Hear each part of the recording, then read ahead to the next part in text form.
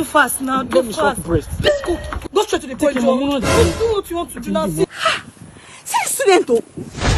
Hey! Yo! Hey! I saw. Hey! I see you guys, oh. Yes, you saw. So you people were drinking, Baba. You can. Hey, me say kere Baba. Me can pass that thing in you. It's what I was doing me like this, like I don't do anything. Yes, I got that. I got that show. But if you shine my feet, that big baby. Hey, sure.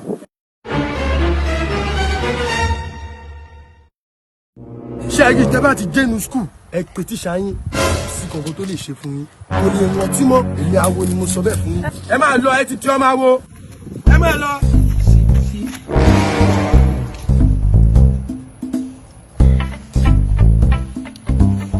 Are you sure then that Babalawo no work? Work.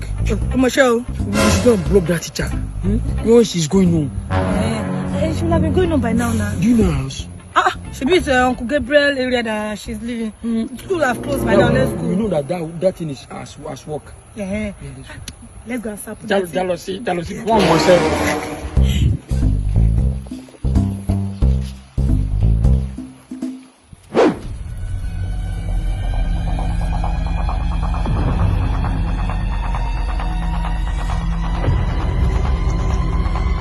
Yeah! Stop there!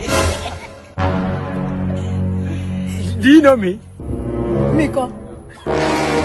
Do you know us? Pado, teacher.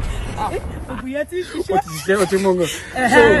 Auntie, you should not remember anything that happened in the break time. Because in Tawabila, the thing that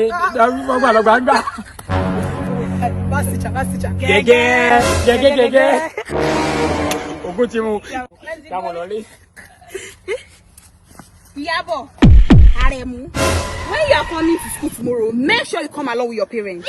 Master teacher, you remember us?